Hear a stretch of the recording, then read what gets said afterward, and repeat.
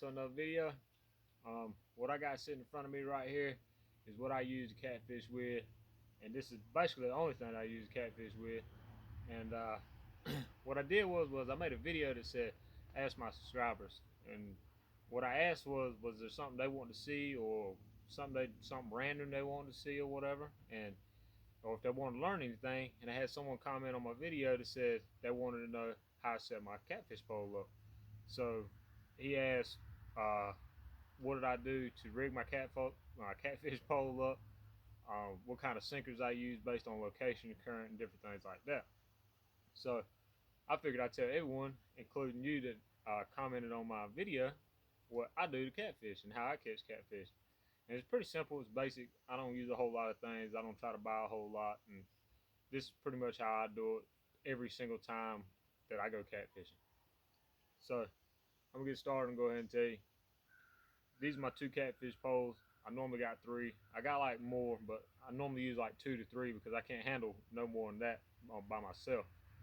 But what I got right here, I got an ugly stick and I got a Zepco bite alert. The ugly stick's a 7-foot medium heavy. My Zepco is a 7-foot medium heavy. This one is a 1-piece and my Zepco is a 2-piece. I like 2-piece rods personally better because you can break them down, you can put them inside of a car, you can carry them through the woods or whatever and all that good stuff. And a 1-piece, I like them, but the only thing, you can't break it down. So I don't really mess with a whole lot of 1-piece rods, but this one right here was given to me by a good friend, and I used it, and I've been using it, and it's held up good for like 40+ pound catfish. So that's the reason why I'm keeping this one right here. And my Zepco, she's held up pretty good too. But what I do to set my catfish rods up is I use 20-pound mono, 20-pound monofilament. I don't use braid, I don't use anything like that. I just use straight up monofilament. The way I rig my pole up is I use T-knots is what I use. I don't really care too much about all them swivels and all that stuff like that. What I do is I use a T-knot. And the reason why I use a T-knot is because when you put your weight on here, it don't get wrapped up around your line.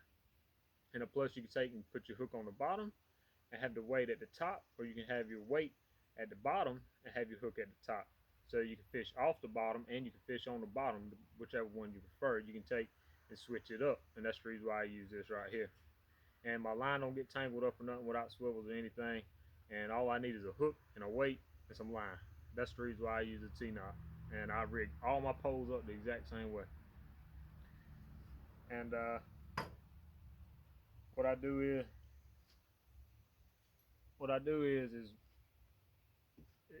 when I'm fishing rivers, if I'm using cut bait, I'll use a little 1-ounce weight like this right here. Just something simple. I use a little 1-ounce weight if the current ain't moving fast. If the current's moving faster, then I have more weights right here, which I have pyramid weights. And the reason why I use pyramid weights is because if it's a muddy bottom, then my weight will get stuck in the mud and I won't have to worry about it going anywhere. And if I'm fishing heavy current, then I'll go to a 4-ounce weight, and I use pyramids for that too. And if it's really heavy, I use a bank sinker that looks like this right here. It ain't like a triangle like these ones right here. These triangle ones, to me, they'll take, and every time I fish with them in this heavy current, what happens is this part either get hung on something or to gouge into something and it want to wrap around it. But with these smooth edges on a bank sinker that looks like this, I don't have to worry about it getting caught on a structure or a rock or something like that. So I use a 5-ounce if it's heavy current, 4-ounce if it's heavy current, and then I use like this 3 or 1-ounce or 2-ounce ones whenever it's barely any current. And the hooks that I use I don't know exactly what they're called, but I'm gonna bring it closer to the camera where you can see it. It's just a regular old J hook. It's kind of an offset one, and they're real thin. They're not real thick. And this one right here, I use a hook called a kill hook, and that's what he looks like right there. He's all bent up a little bit. He looks a little funny. But I use a kill hook where I cut bait or live bait, either one. And these hooks right here, they've been good to me. They work very good. I don't know the name of them, but I got them from Walmart. You can get them like 40 in a pack, and they come with all different kinds. And here's another style hook that I use, which is kind of like a circle hook. And I don't really use them a whole lot because if you look at the circle hook, let me get a little closer. If you look at the circle hook, it's a lot thicker than these hooks that I normally use. The hooks that I normally use are a whole lot more thinner. So to me, and what has helped me out is that the thinner the hook, it's easier for it to go in the fish's mouth. And the thicker the hook, I've missed more fish, and it's harder for it to go in its mouth. So I try to look for thin hooks, but these hooks right here, they're pretty tough. Like they're not gonna break. They're really, really, really tough.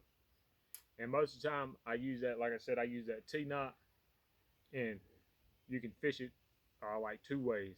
So you can take, say, this pole right here. You can have your weight at the bottom and have your hook at the top, and your bait can be fluttering in the water off the bottom. And you can have one that's on the bottom, and you don't have to worry about any kind of hooks or swivels. It's just tying a knot and putting a sinker on there and putting your hook on there and casting it out. So that's the way I do it, and it's very simple. And you can fish it with any kind of location, any kind of current, or anything, and it works great. And what I have right here is a couple different style corks that I use. I got like, I think this one's called like a popping cork, and it's more like a cylinder, and this one right here is just round.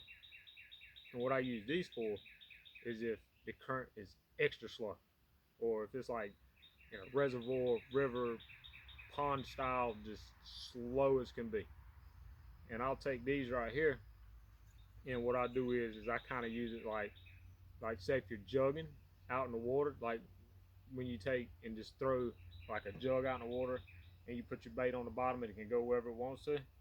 So I use these for basically the same thing. I'll take and the slip corks is what they are. You go on your line and they can move up and down, and you can go to depth you want. And you gotta have beads with them, put on your line. This is just extra stuff right here.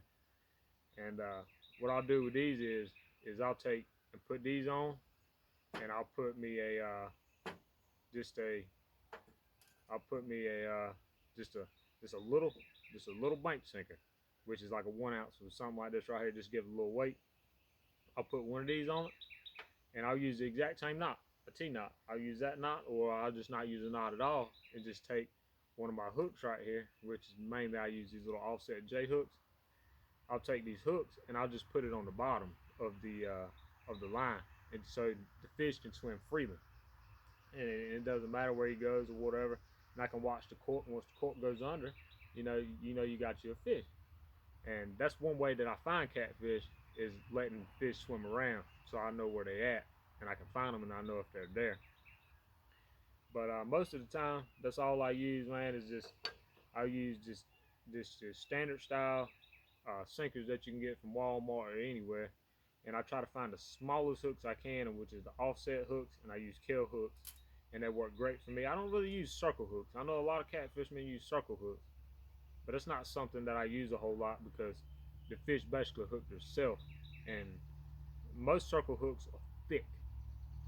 And to me, whenever I use them, I feel like I miss more fish than whenever I do using a skinnier J hook. Like a J hook, to me, in my experience, has worked way better than a circle hook. Don't get me wrong, circle hooks work, but my kill hook and this little offset J hook that I use that's little is simple, and they're very effective, and they work great. And the way I tie my hooks on is with a snell knot, and I got videos about all that on my own that I made in the past, how to make a snell knot, and that's how I put my catfish, or my the way I take and put my hooks onto the end of my line. And I have a video of how I snell a hook for catfishing. I'll put it up here on the little thingy up here, the little thing that pops out. And I got a video on how I make a T-knot, and I'll put that up here too, how I do that, because that's how I take and go catfishing. And I don't like buying a whole lot of things. I just want to buy some hooks and sinkers and I want to get out there and go catfishing. I don't need no special swivels. I don't need them three-way swivels. I don't need none of that. That's fish don't catfish don't care if you have the most prettiest stuff. They're not looking for that. They are hungry, is what they are. They want to eat. And if you can present your bait out there into the water and leave it there, then it doesn't matter if you have a $10,000 rod or broken rod right here that I've been using forever, or this reel right here that I got on here is really old. That Zepco rod right there, that was like my first. That was my first catfish rod that I ever bought, and it was like $50, and I thought that was expensive. So if that tells you anything, I don't really, I don't. The fancy stuff does not catch fish for me. The stuff that's old and wore out works better. I don't know why, but that's just my personal opinion. But if I can get new things, hey, that's nice. You know what I mean? But for now, the way I do it, it works. I just want to get out there and get to fishing and just have fun. But on fishing, like I said, I use skinny hooks, a kill hook, and an offset J hook. I don't know exactly what that J hook is called, but I call it offset because the hook's kind of like this, and it's not exactly straight. I don't really use circle hooks a whole lot, and I just have an assortment of different weights that I use for whenever the current's stronger or less. But most of the time, I use around a 1 to 3 ounce weight. And fishing heavy current, like I said, get you 5 ounce, and that should work perfect with a piece of cut bait. Or it depends on if you're using live bait. If you're using live bait, then I would go with a 3 ounce because he's going to try to swim, and the 3 ounce is going to hold him down so he can't go too far. And the corks right here, these are for me to find fish, and if I just want to be lazy and just cast it out there and just watch it just float around, see where the fish go, and that's basically it. I mean, I use the same poles.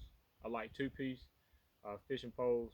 1-piece, they work great too, but to me I like 2-piece because you can move them around everywhere. Sinkers, get your assortment.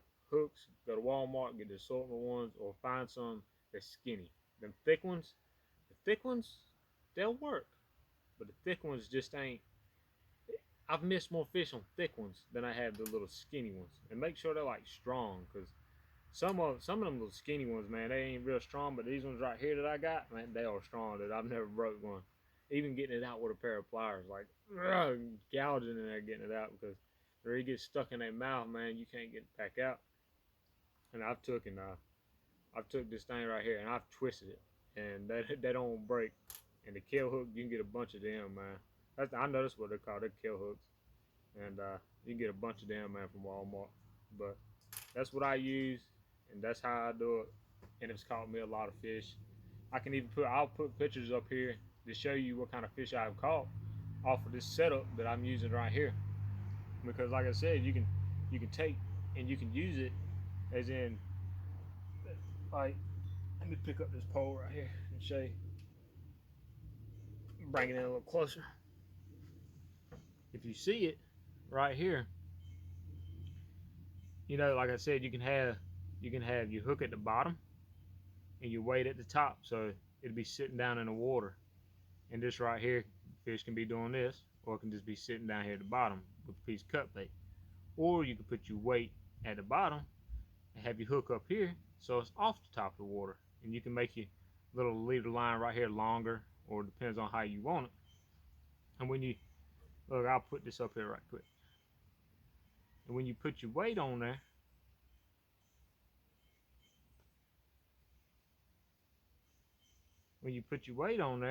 it don't get tangled up. It stays all free. It moves it away from it with the way the style that it's made. And if it does try to get tangled up, it'll untangle its own self, and it won't get tangled up. And it's just like a three-way knot. A three-way swivel. The three-way swivel is about the same way, and I don't have line twist or anything in it, and it works great. And that's the reason why I use a T-knot, so I don't have to buy extra things. So hopefully this helped you out, man, and hopefully this will help somebody else out. And that's what I use to go catfishing with, and it's so simple.